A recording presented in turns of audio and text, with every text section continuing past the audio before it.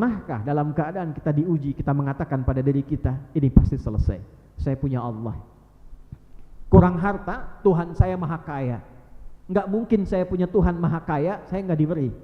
Sakit, Tuhan saya maha penyembuh. Nggak mungkin penyakit saya nggak disembuhkan, karena saya punya Tuhan yang maha penyembuh. Adakah rasa itu pada jiwa kita?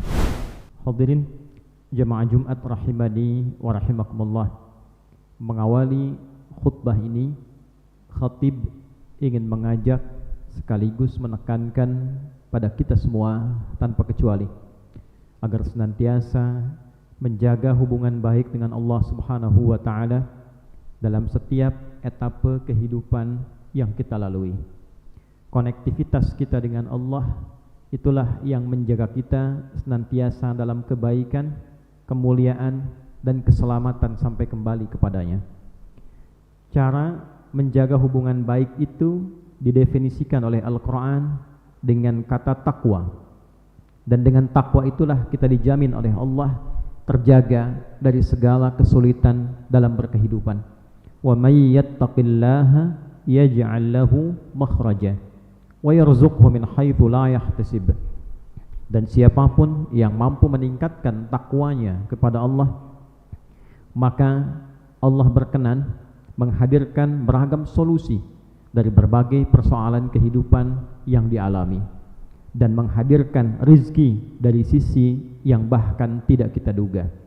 Demikianlah dalam setiap kesempatan Jumat Nabi SAW menekankan kepada kita semua untuk senantiasa meningkatkan takwa kepada Allah dengan hikmah dan rahasia yang telah khatib tadi tampilkan. Hadirin, Jumat ini berdasarkan penanggalan Hijriyah bertepatan dengan tanggal 27 Rajab 1447 Hijrah, 16 Januari 2026 Masehi.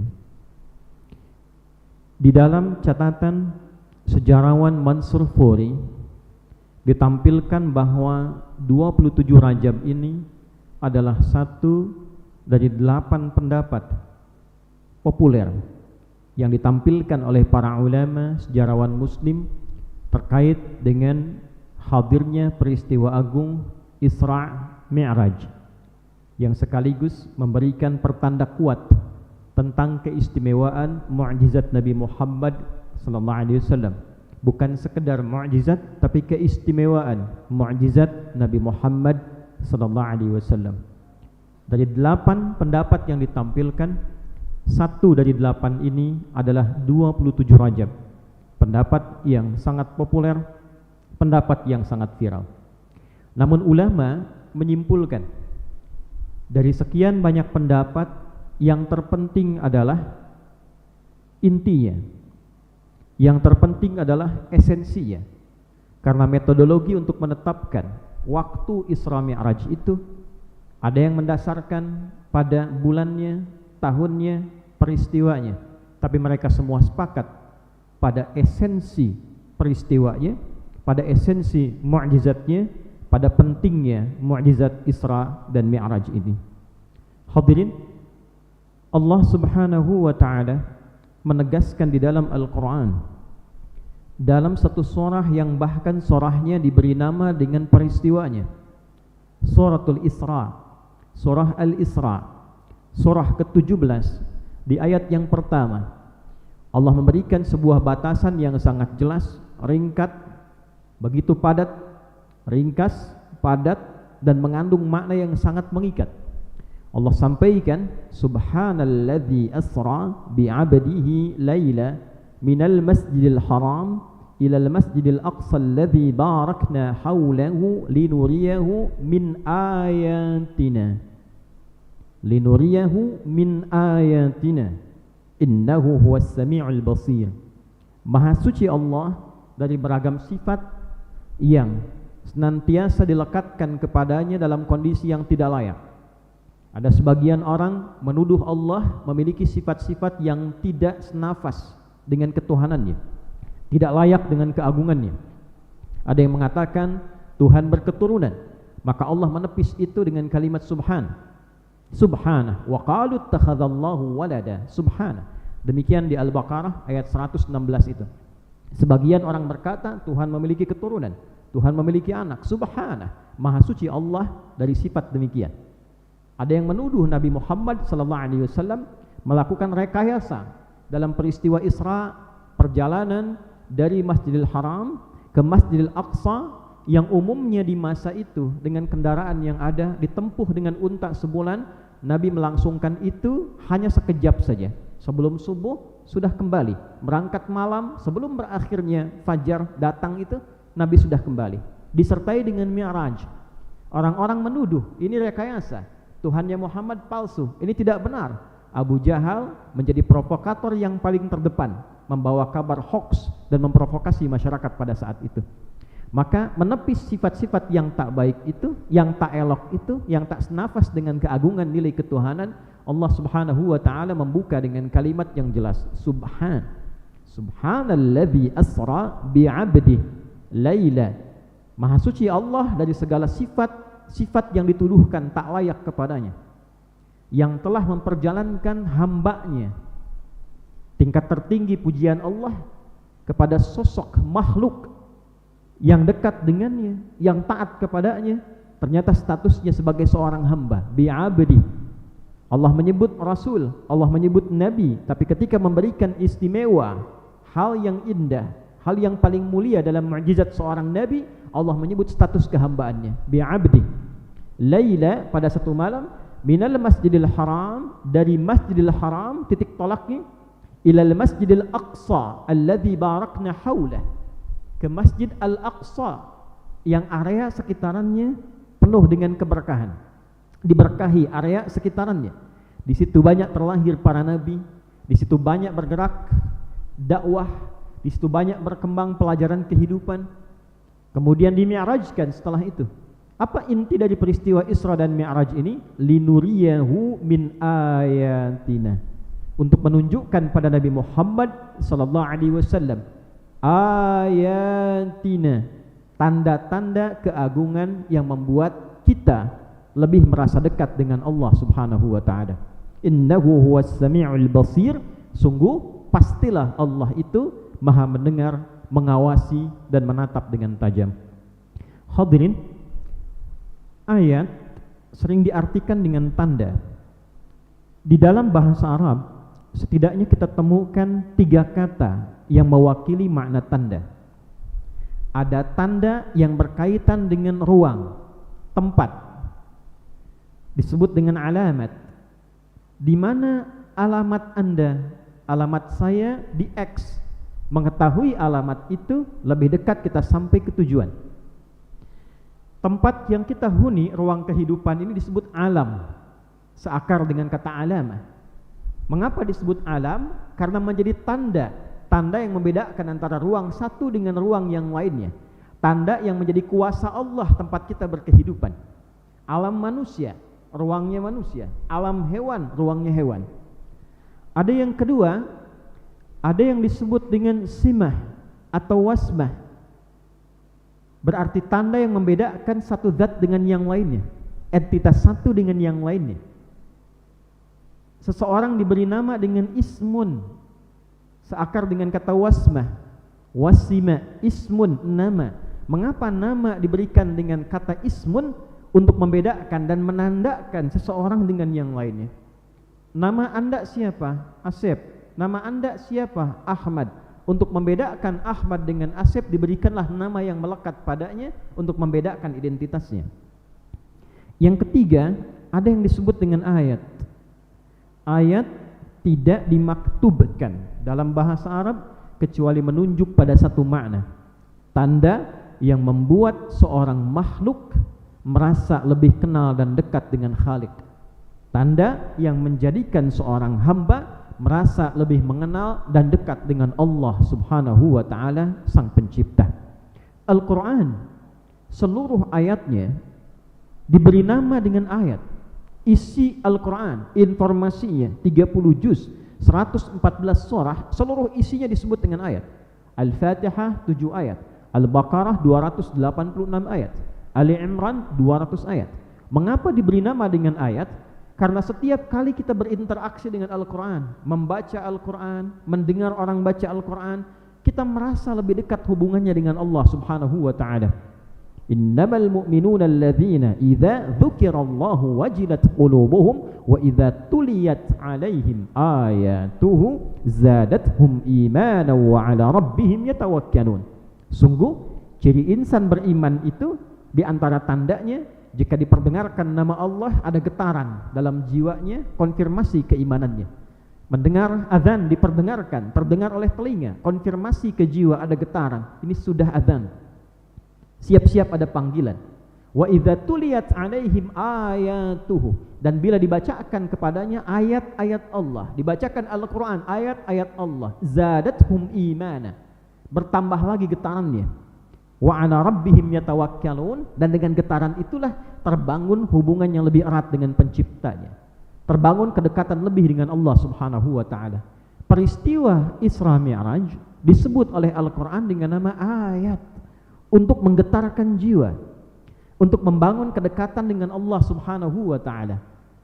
Jadi bila pun peristiwa ini diperingati, untuk diketahui, untuk dipelajari, peringatan ini sejatinya menjadikan setiap hamba itu semakin bergetar jiwanya untuk lebih mendengar perintah Allah, lebih melihat tanda-tanda kekuasaan Allah, lebih merasakan kekuasaan dan keagungan Allah, yang secara singkat intinya membangun kedekatan lebih dengan Allah Subhanahu wa ta'ala.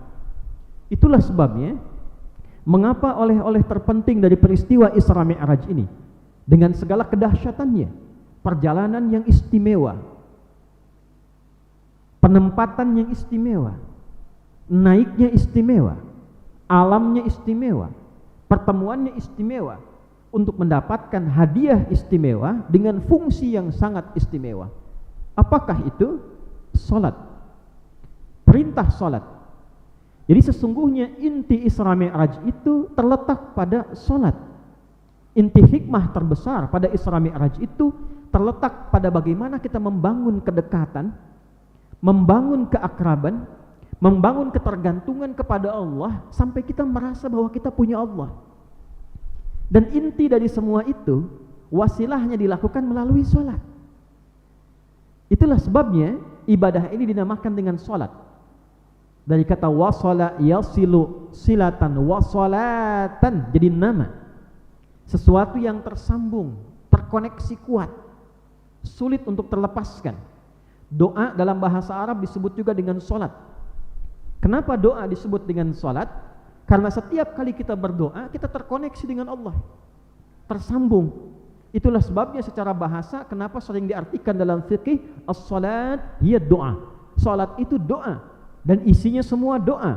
Ketika kita menunaikan salat, terkoneksilah diri kita dengan Allah dalam doa itu.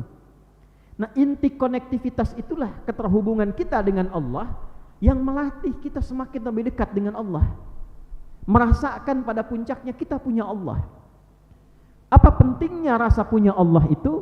Diturunkanlah kemudian faidah, fadilah, dan manfaat-manfaatnya di dalam Al-Quran. Contoh, membangun ketenangan di saat diliputi beragam macam persoalan kehidupan yang mendera. Bukankah peristiwa Isra dan Mi'raj itu sebagian fakta sejarahnya diungkap para ulama setelah peristiwa Amul Huzni 619 Masehi, wafat Sayyidah Khadijah, ibunda kita, Ummul Mukminin yang tercinta, sangat dikasihi, dicintai Rasulullah SAW, mendampingi beliau kurang lebih 64 tahun 4 bulan. Wafat pula paman Nabi SAW, Abu Talib. Sayyidah Khadijah melindungi, menyayangi, menemani Nabi di dalam rumah.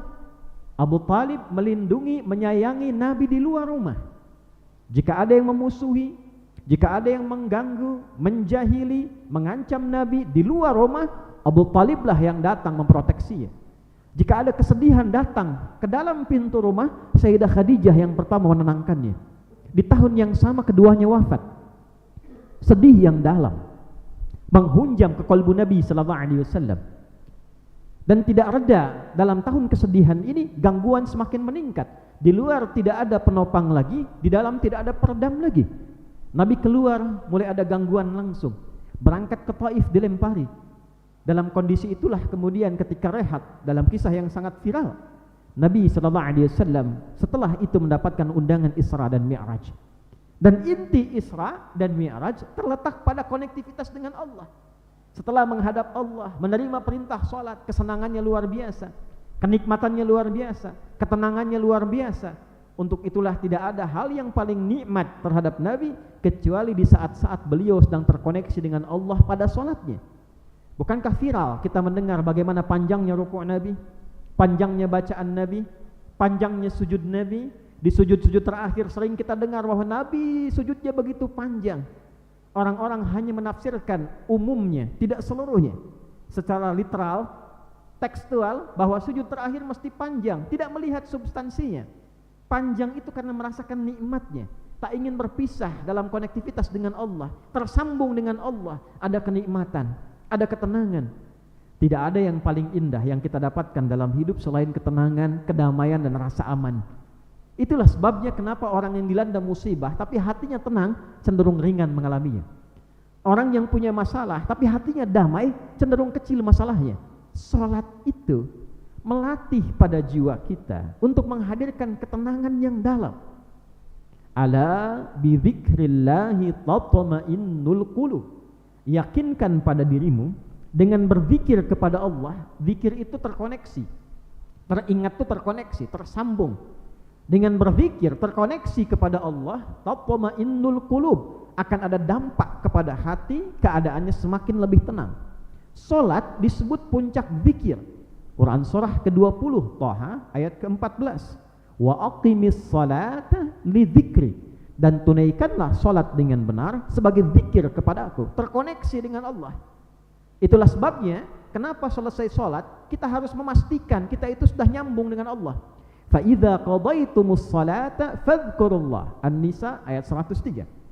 Maka jika Anda telah tuntas mengerjakan salat, pastikan diri Anda terkoneksi dengan Allah. Qiyaman wa qu'udan wa 'ala junubikum, baik dalam aktivitas berdiri, duduk, berbaring, terkoneksi. Itu sebabnya mengapa bila ada yang belum terkoneksi selesai salat istighfar dulu. Astagfirullah, astagfirullah. Mungkin dalam salatnya banyak yang belum terkoneksi. 2 rakaat, 1 rakaat setengahnya belum terkoneksi. Kita istighfar. Setelah itu coba sambungkan lagi dengan subhanallah, dengan alhamdulillah, dengan Allahu akbar. Itu menyambungkan sifat-sifat kemuliaan yang membuat diri kita tenang, menepikan segala bentuk sifat suudzon. Mengapa harus saya yang begini? Mengapa saya harus sakit berkepanjangan? Mengapa saya ditolak dalam pekerjaan? Mengapa keluarga saya begini? Mengapa saya seperti ini? Subhanallah, tepikan 33 kali sehingga lapang hati kita. Begitu kita yakin merasa punya Allah, Allah yang tetapkan, Allah yang hadirkan, Allah yang berikan solusinya, Allah yang tampilkan, Allah yang punya hikmahnya, sampai mendapatkan ketenangan. Subhanallah, subhanallah, subhanallah. Bukan jumlah 33 kalinya, tapi latihan ya yang sampai menghujam pada jiwa sehingga terhubung dengan Allah. Disebutkan 1 kali belum ingat, wajar. 2 kali belum ingat, tak apa-apa. 33 kali belum nyambung, berapa banyak lagi? Alhamdulillah terkait dengan rizki. Barangkali banyak menginginkan jumlah kuantitas, tabungan pengen nambah, harta pengen bertambah, lupa dengan yang diberi belum bermanfaat. Pakaian belum dipakai ibadah, kendaraan belum digunakan untuk perangkat ibadah. Syukuri dulu, alhamdulillah, sampai tenang dulu. Tenang, tenang. Allahu akbar, yakin akan keagungan Allah dalam segala hal. Allah yang tetapkan, Allah yang arahkan, sampai kita merasa punya Allah. Itulah fungsinya salat, itulah fungsinya zikir. Bila dibiasakan demikian, tenang hati. Nabi diuji dengan wafatnya istri, wafatnya paman, dikerjai, dilukai di lingkungan sekitaran, dilontar sampai keluar darah, dicemooh, diintimidasi. Sahabat-sahabatnya ada yang dieksekusi, kurang apa lagi? Memuncak ujiannya pada Nabi yang tak pernah diuji orang-orang biasa. Tapi dengan Isra Mi'raj ada ketenangan, ada kedamaian, ada perasaan bertuhan. Pernahkah dalam keadaan kita diuji, kita mengatakan pada diri kita, ini pasti selesai, saya punya Allah. Kurang harta, Tuhan saya maha kaya. Enggak mungkin saya punya Tuhan maha kaya, saya enggak diberi. Sakit, Tuhan saya maha penyembuh. Nggak mungkin penyakit saya nggak disembuhkan karena saya punya Tuhan yang Maha Penyembuh. Adakah rasa itu pada jiwa kita? Rasa itulah yang kemudian membangkitkan keimanan kita. Wa 'ala rabbihim yatawakkalun, meningkatkan tawakal kita, dan dengan tawakal yang disertai iman itu kuasa Allah hadir menyelesaikan problem kehidupan kita. Mungkin selama ini tawakalnya iya, tapi imannya tidak mendukung tawakal. Tawakalnya pakai iman enggak? Tawakalnya pakai ayat enggak? Wa idza tuliyat 'alaihim ayatuhu, konsepnya begitu. Zadathum imana wa 'ala rabbihim yatawakkalun. Tawakal itu pakai iman. Saat iman menyertai tawakal, lahirlah kuasa Allah. Itu yang menyelesaikan segala persoalan. Kenapa dulu ada orang sakit dengan Al-Fatihah sembuh? Karena ikhtiar yang tuntas diiringi tawakal dengan iman, itu yang menyelesaikan. Sekarang berapa surat tak sembuh-sembuh. Dulu orang merasa cukup, sekarang selalu merasa kurang. Kenapa? Tawakalnya ada, imannya menipis. Itulah sebabnya hadirin, Isra dan Mi'raj bukan hanya momentum yang dihadirkan untuk diperingati. Diperingati itu ada kata ingat di dalamnya. Ingat itu ada konektivitas di dalamnya. Konektivitas itu artinya terhubung dengan Allah, tersambung dengan Allah. Alhamdulillah, di negara Kesatuan Republik Indonesia diberikan hari libur nasional untuk peringatan Isra dan Mi'raj.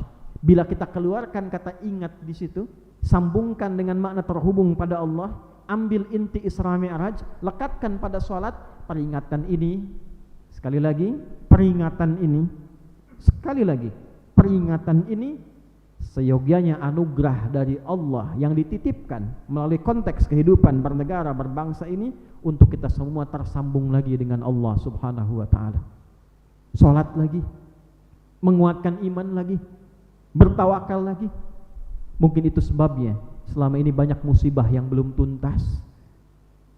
Musibah di alam tumbuhan, musibah di alam hewan, musibah di alam manusia, sifat-sifat manusia yang semakin beringas, korupsi tak terkendali, penipuan, todongan, penghilangan nyawa, penggundulan hutan, luka terhadap hewan dan sebagainya. Barangkali bukan karena kurangnya orang pintar, bukan kurang kaya SDA kita, bukan kurang tinggi jabatan-jabatan yang melekat dalam kehidupan kita. Mungkin kurang iman kita di hadapan Allah, kurang khusyuk salatnya, kurang tersambung dengan Allah, kurang segala-galanya yang terkait dengan hubungan kita dengan Allah Subhanahu wa ta'ala.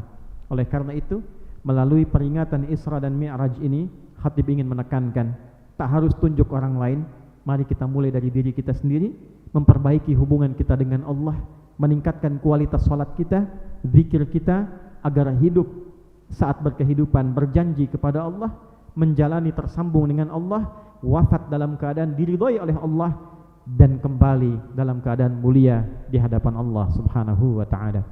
Barakallahu li wa lakum fil Qur'anil azim, wa nafa'ani wa iyyakum bima fihi minal ayati wa dzikril hakim, wa taqabbala minni wa minkum tilawatahu innahu huwas sami'ul alim.